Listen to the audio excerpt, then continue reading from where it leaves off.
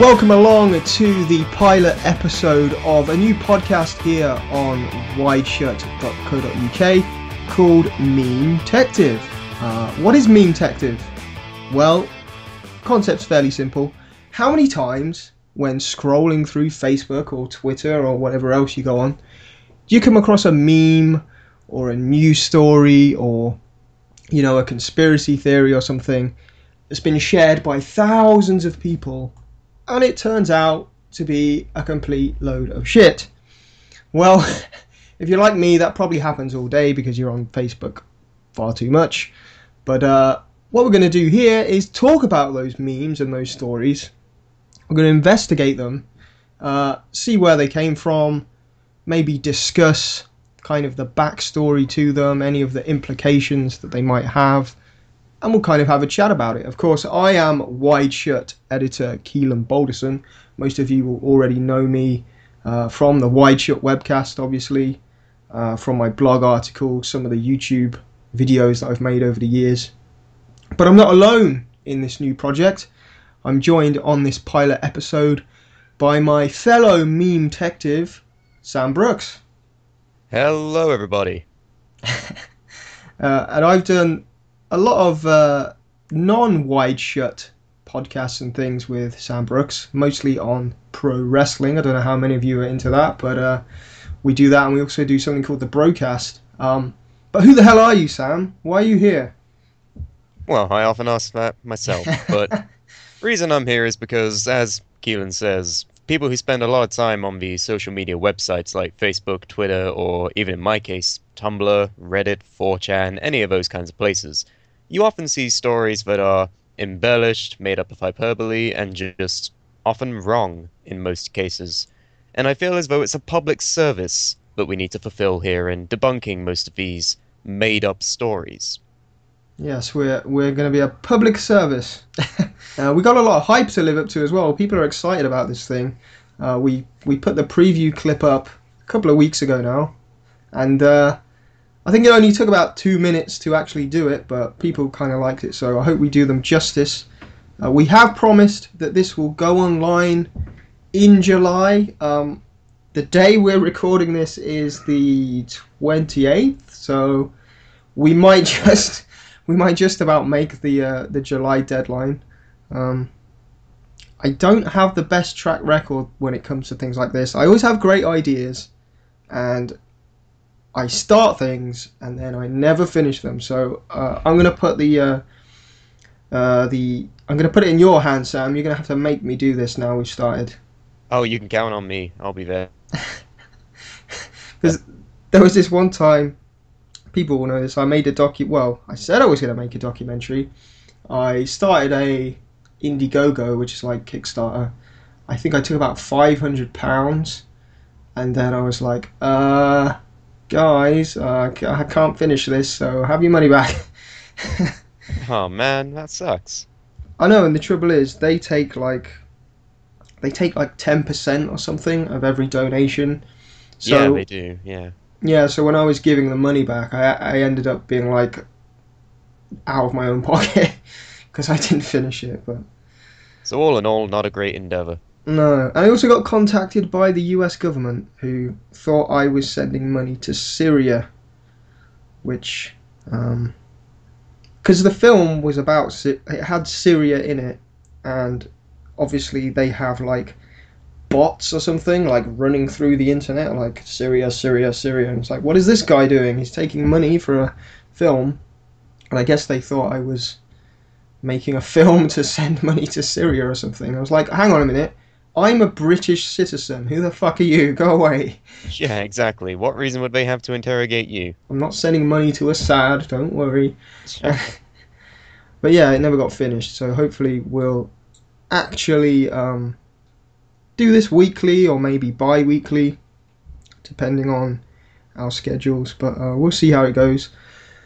Why am I here? Well, the concept was kind of born out of a lot of things.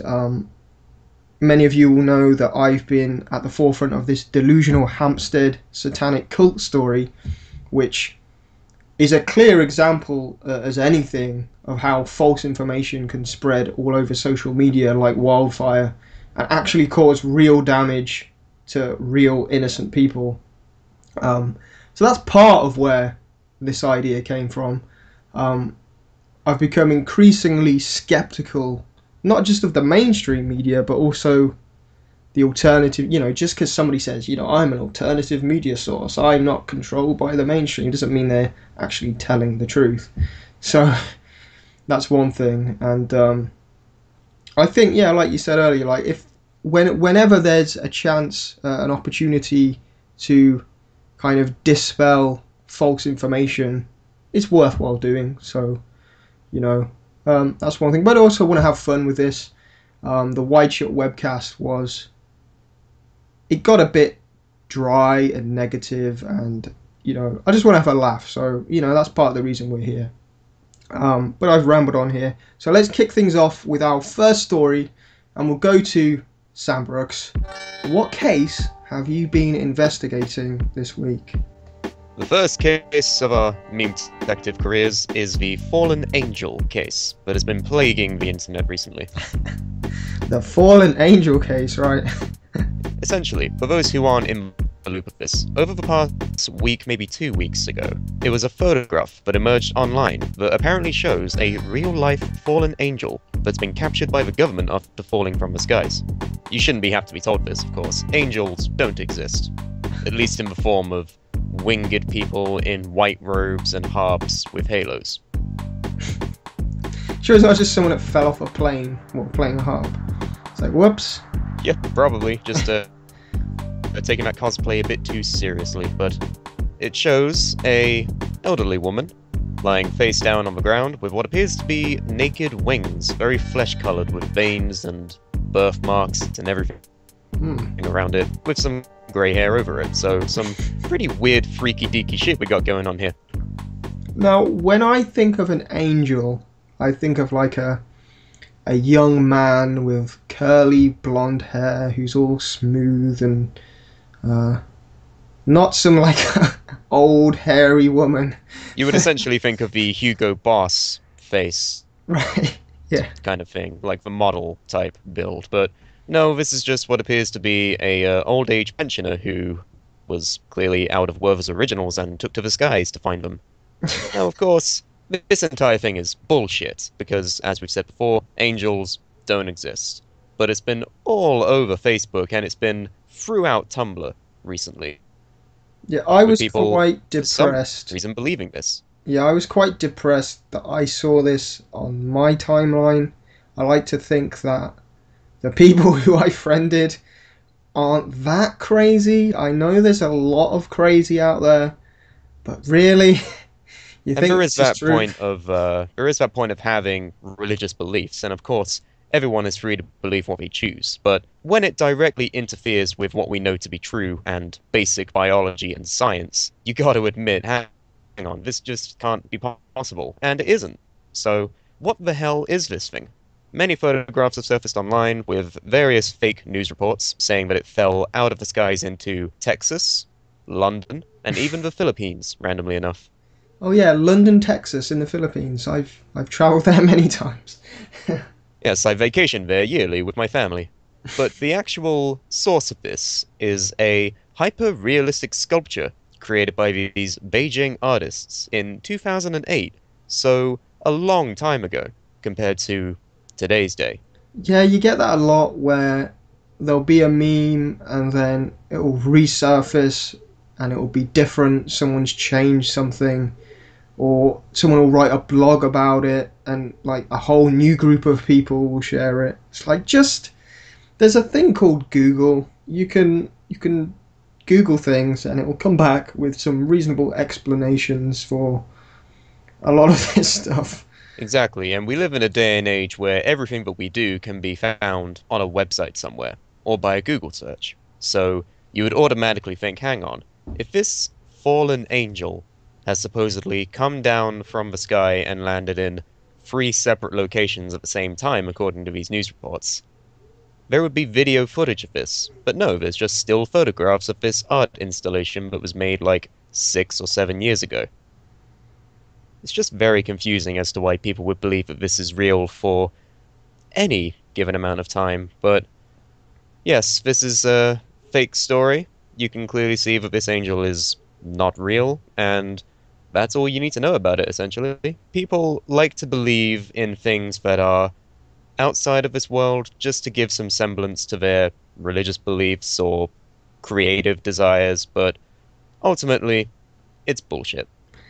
I think sometimes people also just, when you're on the internet and you're just kind of browsing and you've shut out the outside, what you kind of end up playing like a little fantasy and you just share stuff and other people share it and it's like you're role playing.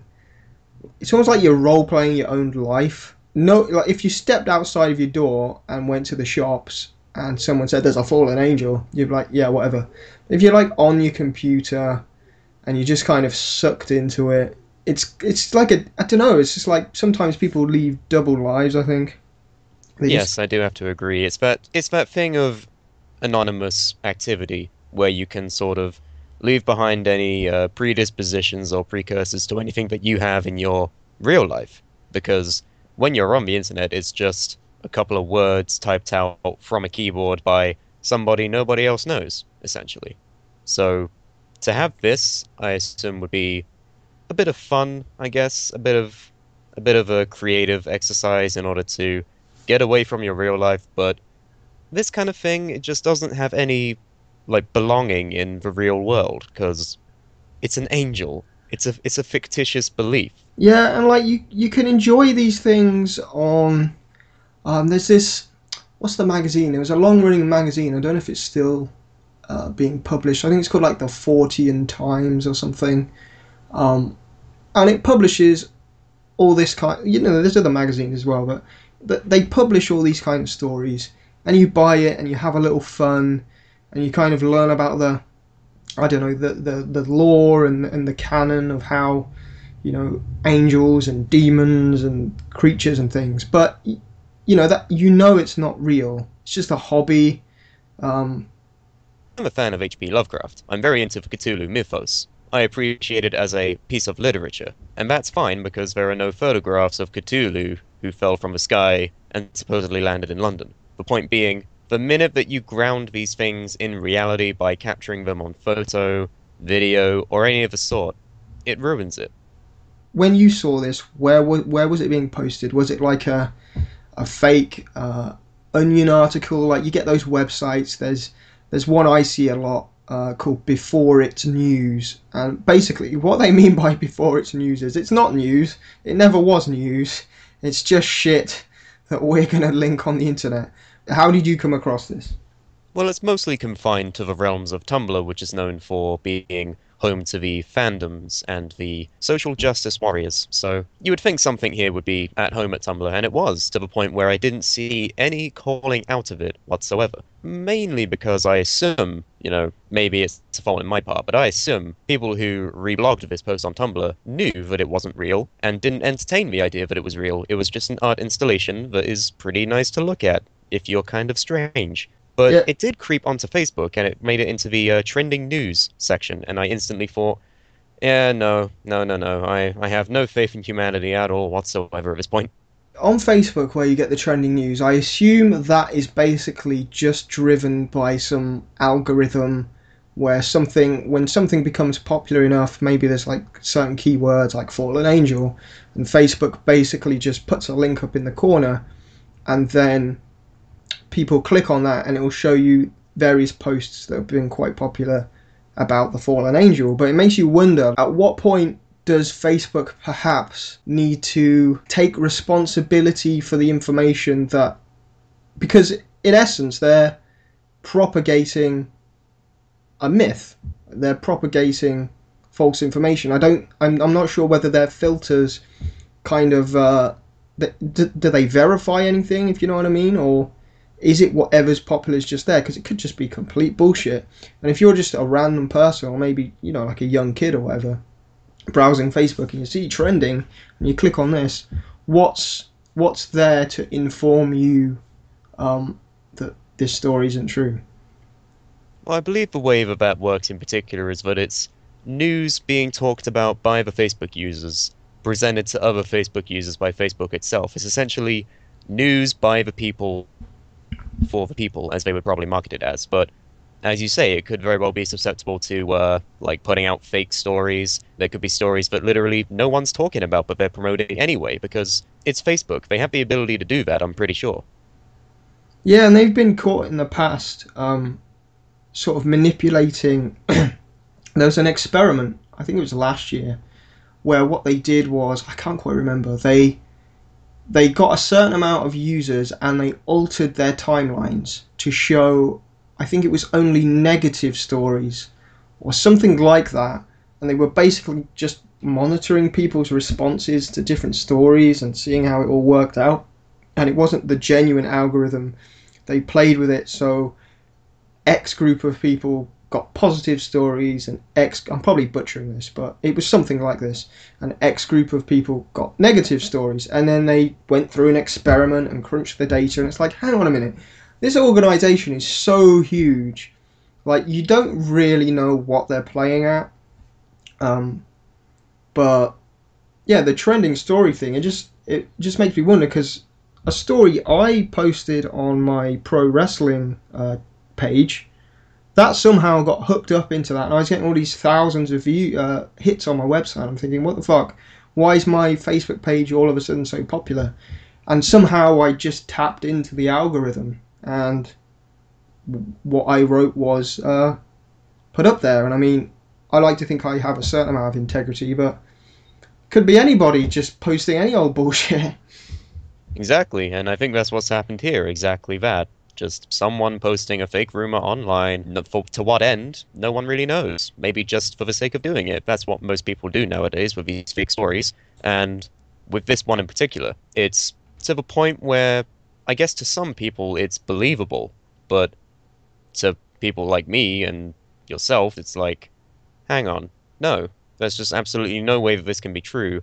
How is this happening?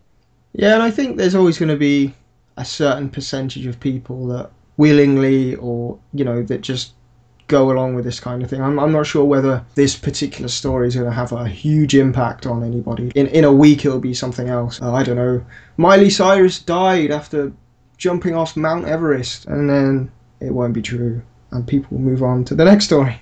Exactly. Lava, rinse, repeat. It's essentially a repeating process with little to no end, but it's kind of funny to see what results they come up with next. And the funny thing is, some people somewhere are making money, whether it's from Google ads or whatever. There are blogs that just mine all of this shit every day, and they somehow make quite a fair bit of money out of it. And it's a shame that pretty much none of that, I assume, will go to the creators of this sculpture that everyone is talking about.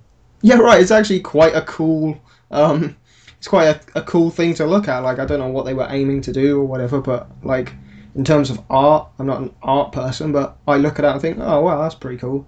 Yeah, I mean, it obviously took a lot of work to create and everything like that, so you got to appreciate it for what it is, an art piece. Nothing else, nothing less, nothing more.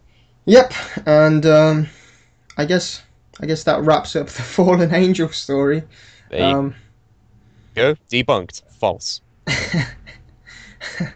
I'm pretty sure we knew that from the beginning, but there you go. That was 20 minutes of the fallen angel is bullshit, people.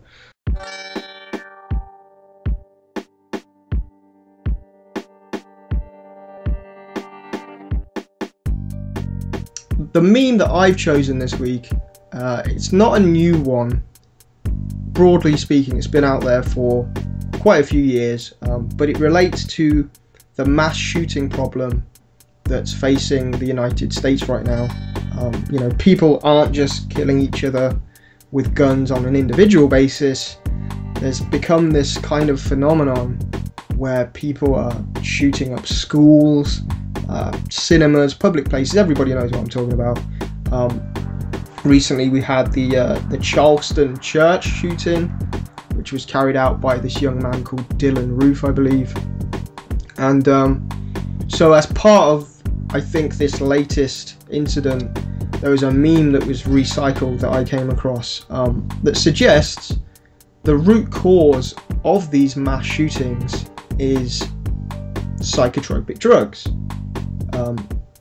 In other words, these shooters are having a negative reaction to drugs that they've been taking, perhaps wrongly prescribed by a doctor, or dubious drug companies have put these drugs out there without proper testing, without being honest about what the effects are, or perhaps they're taking them recreationally and haven't been properly prescribed them, or whatever. And this allegedly is giving them the capacity to commit these horrific mass shootings, or giving them a psychotic break or whatever. But I saw this meme on Facebook, and what we'll do with this show is the memes and the stories and whatever, I'll put them up in the show notes so people can go through and read them themselves. But this meme has this big pie chart, and it's titled "Causes of Mass Shootings," and on the right hand side it lists kind of all these so-called causes of mass shootings.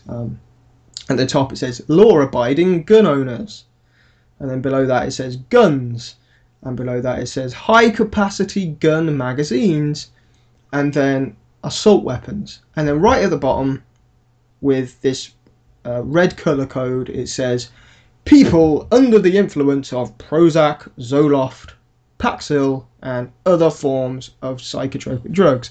And lo and behold, the pie chart is completely red, indicating that the causes of all these mass shootings are psychotropic drugs. So I thought that would be an interesting meme to look at today. Now, I've been somewhat receptive to this idea over the years. As somebody who has some close experience with mental illness within my family, just kind of knowing some of this stuff, if you mess up the balance of your brain chemistry, if you take a wrong dose of something, if doctors give you the wrong thing, or you come off a drug too soon, or you introduce a drug that's not suitable for you, or you've mixed it with something else by accident, it can seriously fuck you up. You can have a psychotic meltdown, you can have violent mood swings, whatever. And it doesn't take a massive stretch of logic to see that, combined with other factors, obviously, that a mass shooting could be an end result of that. But the point is, there is a lot of other factors that go into this. It's not as simple as just saying drugs cause shootings. It's not a helpful way of kind of looking at it, if you ask me. I don't know what you think. Particularly with drugs, I often find it as a scapegoat more than anything else, as a way to mask what the individual's problems actually are. Say if they have a mental imbalance, or they have a kind of a weird upbringing maybe that caused them to do this. But point being, unless it is actually applicable to the situation, I don't think that drugs of any kind of nature, recreational or otherwise, should be used as the primary source of blame for any of these kinds of shootings.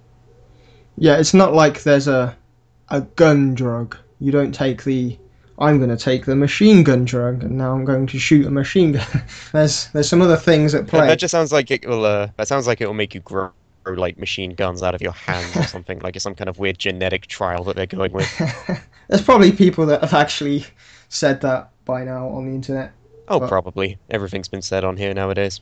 But I think, even on a basic level, when you look at this, correlation doesn't equal causation. So just because, and this isn't even true for all of these shooters, you get these big long lists of this guy was on this drug and it's like 3 of them no one even knows what they were on. Another one was on paracetamol. It's well, no, that probably wasn't. It doesn't have anything to do with it. But even if psychotropic drugs did play a role in a lot of these incidents, like I say, to blanketly call it the only factor, it's just a bullshit kind of, I don't know, it's a cop-out. And to me, this suggests that the person who made this meme probably has, an ulterior motive, and they're, ideological reasons why they would want this to let's put it bluntly. I think this meme is a pro-gun meme.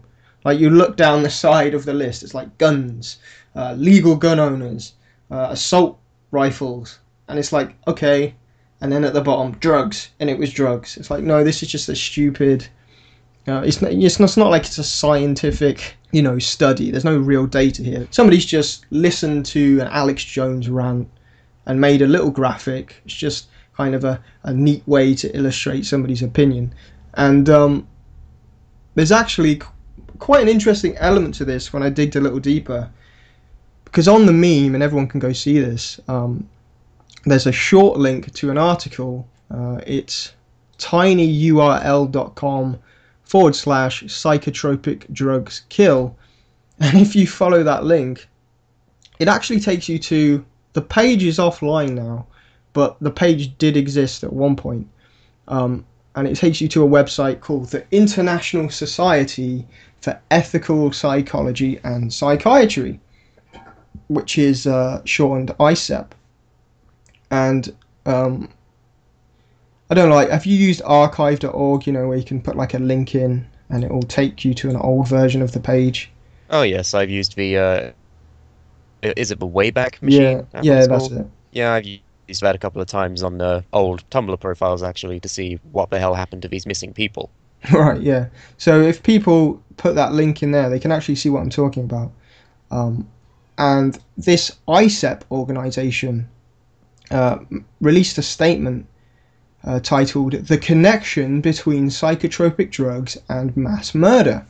I won't read it all out, but I'll just read the summary paragraph, and it says, "The board of directors and membership of the International Society for Ethical Psychology and Psychiatry send their condolences to the people of Newtown, Connecticut on their horrific losses. Our hearts go out to the parents of the children who were killed and to the families and friends of the adults who were killed. We are calling for an inquiry into the connection between these acts of mass murder and the use of psychotropic drugs. Although the media have cited family members and acquaintances saying Adam Lanza was taking prescription drugs to treat a neurological development disorder, we do not know if he was on psychotropic drugs. But we do know that James Holmes, the Colorado Batman shooter, had taken 100 milligrams of Vicodin immediately before he shot up the movie theatre." So I guess this came out shortly after the Sandy Hook elementary school shooting and the Colorado Batman shooter as well. I don't know whether you've heard, like, people are, seriously, if I post this up online, people are going to be like, do you know that Sandy Hook never happened and they were all actors? Like, have you heard that? Oh yeah, I put it in the same school of thought as like Holocaust denial. It's at the point where you just cannot deny that these things have actually happened, and it's quite humorous actually to see these people like coming up with any sort of theory that they can find to try and dispel what actually happened, either as part of a denial or whatever the hell they want to do it for. But it's ridiculous, to put it frankly. Yeah, it's this idea that kind of the reason they say this, they say the government are the ones behind these shootings, or in Sandy Hook's case, there wasn't shootings, it was just people acting. Now, I know the government can do fucked up things. That's half of what wideshut.co.uk has been about over the years, but if this was a false flag or a completely staged event, and the reason that people say it is so the government has an excuse to take people's guns, they've done a pretty shitty job at taking people's guns, because people still have guns. Sure, the government could be like accused of trying to take away people's guns, but to me that just smells like straight up paranoia at the point. Yeah, well, this is the point, that how many like in the last 10 years there's been like, I don't know, 7 mass shootings, and each one people have said, this is it, the government have staged this so they're coming to take our guns, hold on to your guns. The government is still not taking any guns yet. Like, if this was their plan... You know what I think? I think this is all a red herring. I think they're actually coming for the bullets. as opposed to the guns. Because if you don't have bullets, what the hell are you going to do with a gun? Beat people with it? Yeah, you just got giant clubs. But Exactly. yeah, I think that even the idea that that would be a thing, it's a bit silly at this stage. If if the government tried literally to come and take your guns, there would be a civil war, and that would be precisely what a lot of these gun advocates have been thinking is going to take place for all these years. That's the reason they have the guns, is because they're paranoid that the government's going to turn violent and attack them. So, I, why would they do that? And what exactly are they gaining from it? It's not like the government needs to take power. The government's already in power. Yeah, exactly. They already take your taxes. They've already there's what more do they need?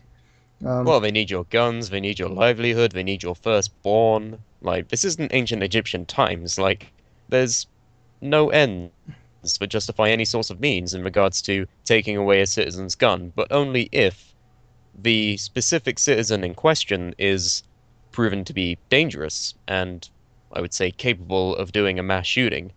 Then I would say maybe it's fair in this instance that they undergo some form of review or something that could maybe potentially take away their gun. But you're not going to have, like, I don't know, a man in black show up at your front door and just walk into your house and take away your gun. Like, that's just an implausible scenario.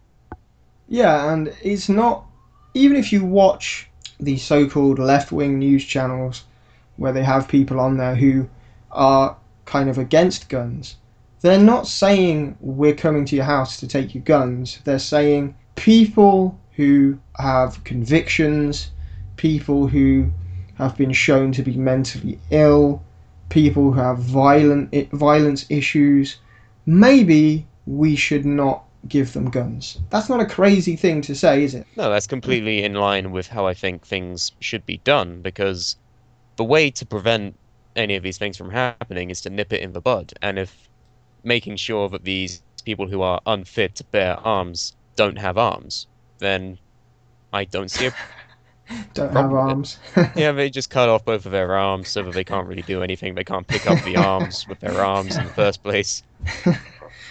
Oh dear. People like to take things to extreme levels, but what if this is just a stepping stone to taking the guns, and first they take the crazy people's guns and then they come and take my guns?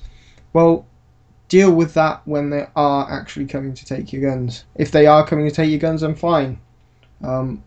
As it stands, the law says if somebody breaks into your house unlawfully, you can shoot them, so you can have a nice little shootout with whoever wants to come and take your guns. Yeah, exactly. Cross that bridge when you get to it, but for now, just keep the gun away in the cabinet and try not to let your children take it from you in the first place. Yeah. But back to this statement from ICEP, which was linked to by this meme. Yeah, like we've been saying, I think there should be, there's nothing wrong with conducting more research into how mental illness affects people, or how psychotropic drugs themselves may be negatively affecting certain people. That just seems like common sense to me. It should be an ongoing thing anyway. And I think, yeah, quite often doctors don't necessarily know what to give people. It's a lot of the time it's trial and error. We'll give you this. Come back, tell me how it makes you feel, we'll change the dose, we'll see what this does, what that does. And in certain instances, sure, it can go wrong. What's always fascinated me about drugs for like depression and anxiety and stuff is that one of the common side effects is suicidal thoughts.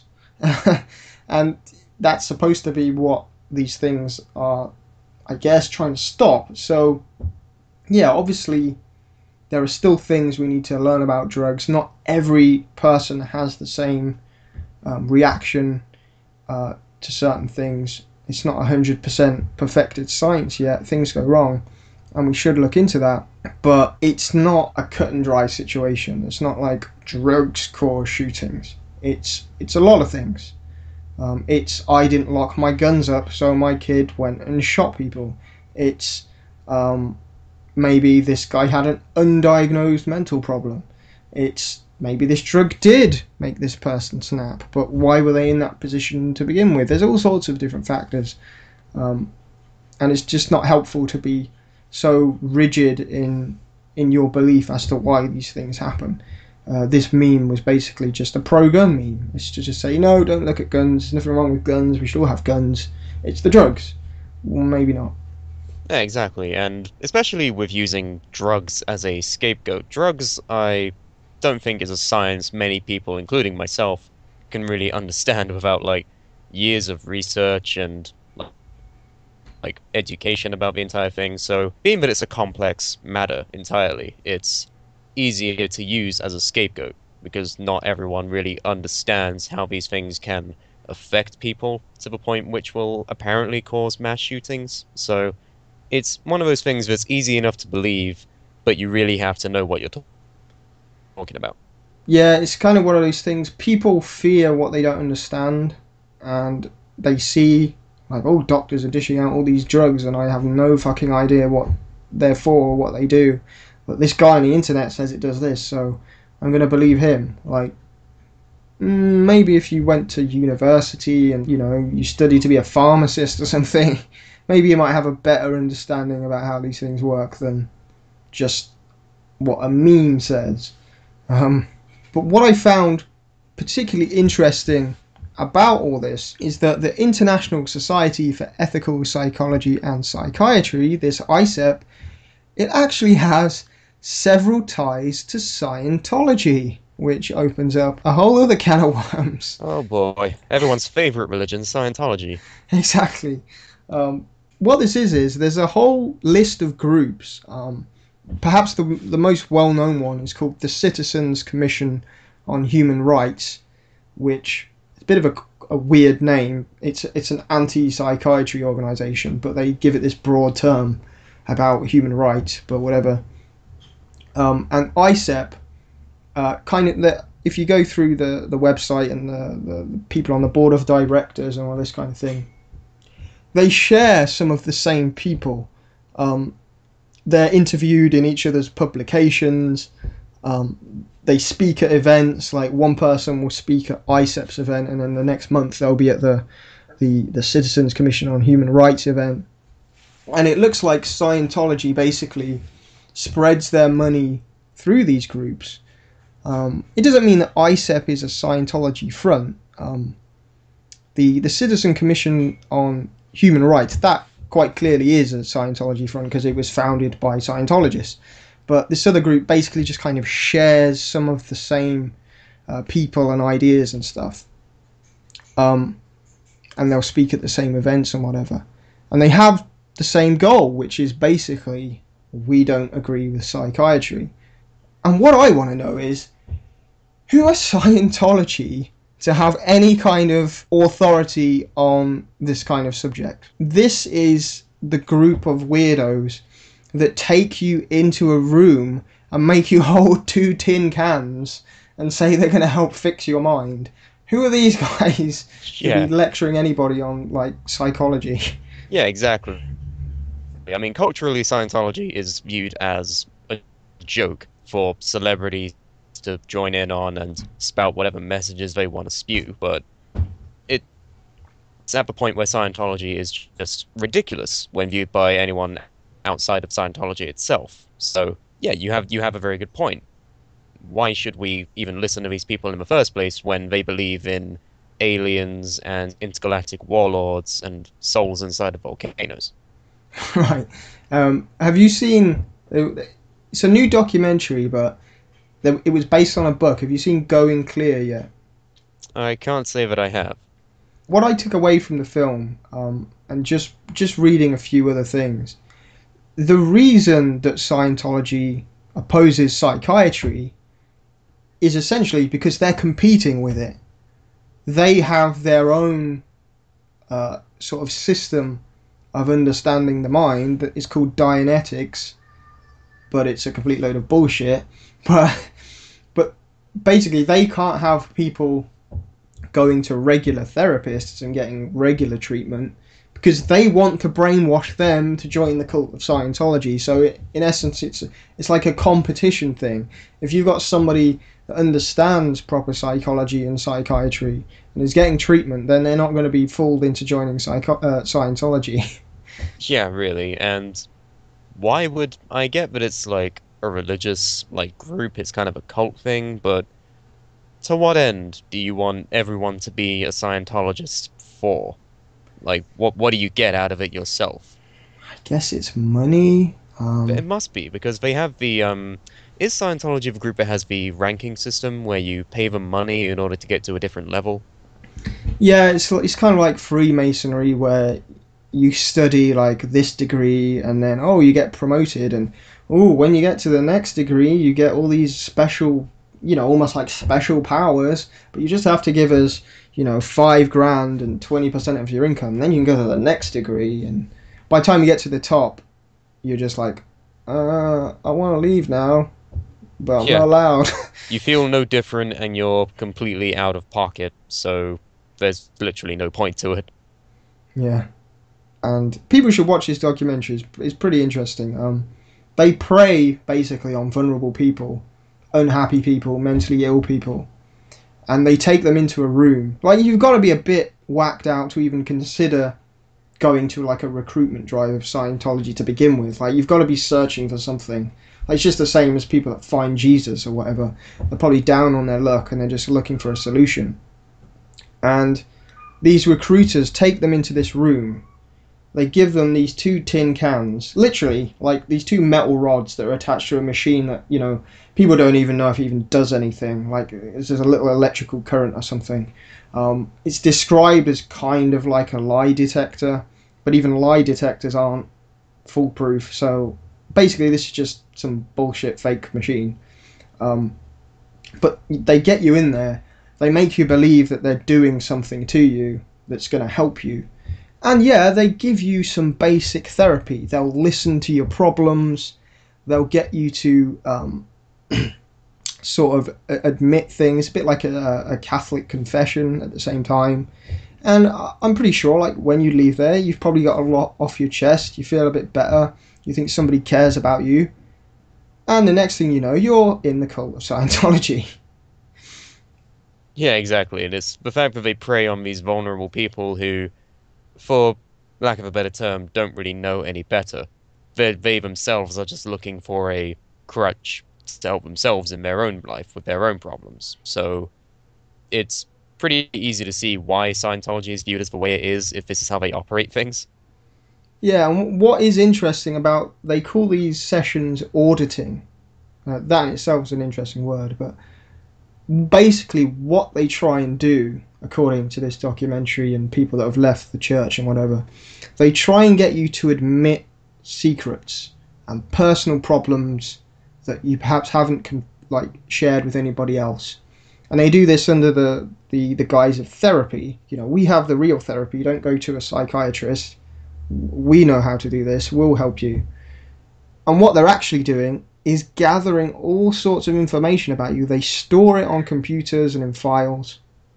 And then at a later date, if you want to leave, or you've had enough of this and you're going to expose some of the horrible things that they do, like slave labor and all this kind of stuff that's got going on behind closed doors, if you want to leave, they pull up your file and they have all sorts of interesting information about your psychological state, so they can play off that and make you feel vulnerable and kind of send you down a dark spiral.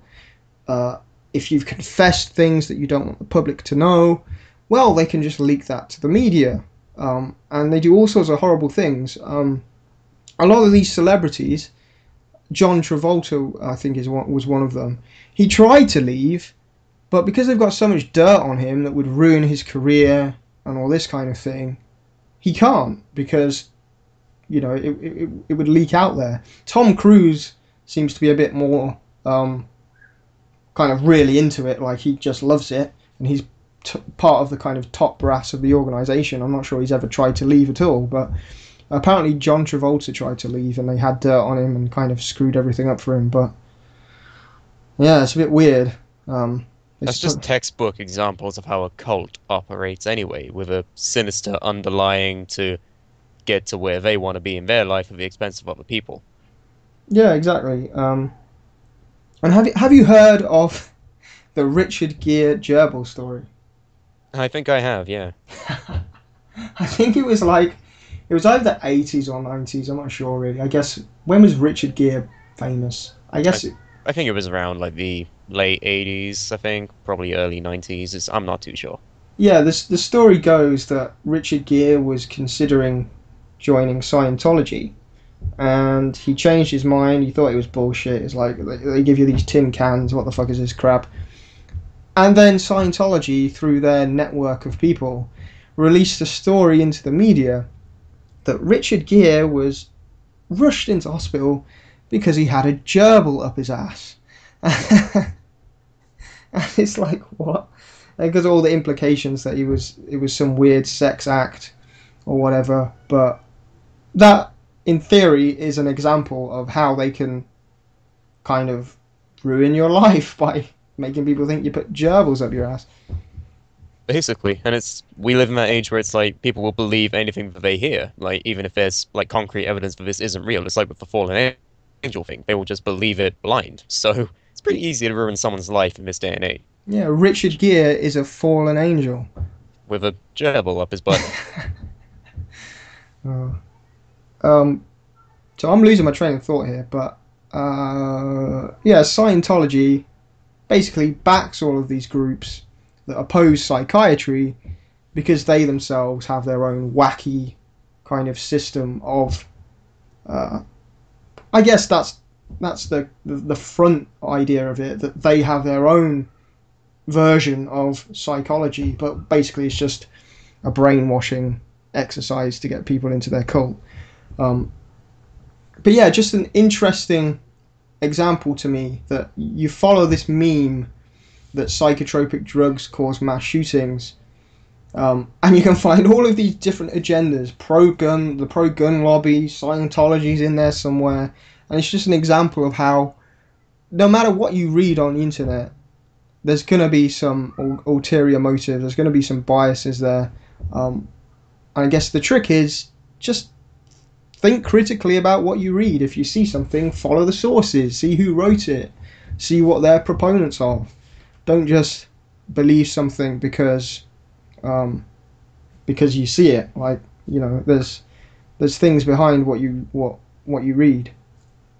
Exactly. There's always the age-old tale of don't believe everything you read. There's always a trail behind everything. So as soon as you find the source of what all of this is, you will probably lead yourself to think, hang on, this, again, is just complete and utter bullshit. And I think as far as mass shootings go, like we say, there's no one cause.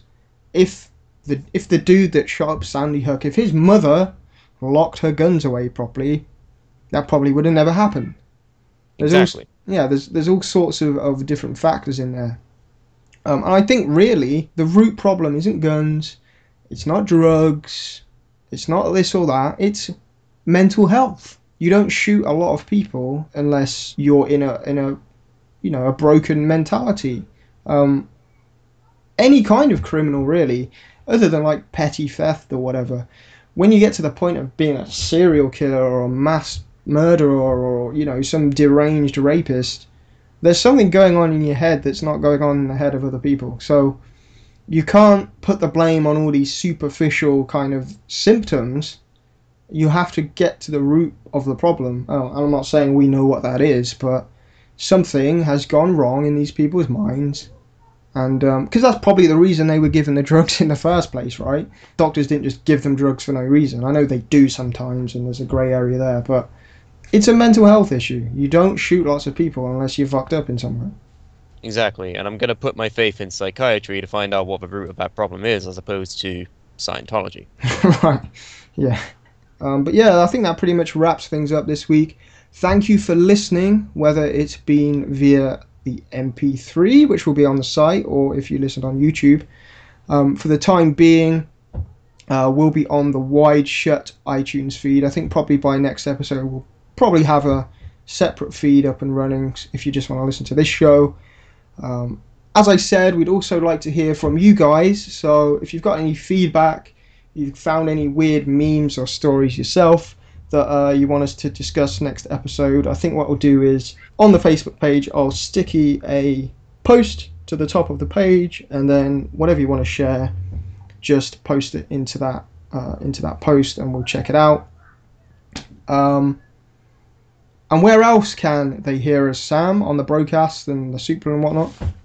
Well, if you want to take a dive into the weird and wacky world that is the Supla, you can head over to supla.com, where we have a variety of pro wrestling related shows. We talk about the latest news headlines every week. We review the WWE's programming every week, and on the broadcast, which usually comes out every Sunday or Monday or so, we let loose on all of the restraints and we just hang out and have some fun, play some improv games, talk about what we've done in our own lives, and all in all, it's good fun. You can find all of that and more on supla.com. I assume at some point we're going to be talking about Hulk Hogan being a racist old white guy. Probably. I wouldn't doubt it. So I've been Wide Shirt Editor Keelan Balderson. You've been Sam Brooks. Indeed. We'll catch you next time on Memetective. There you go.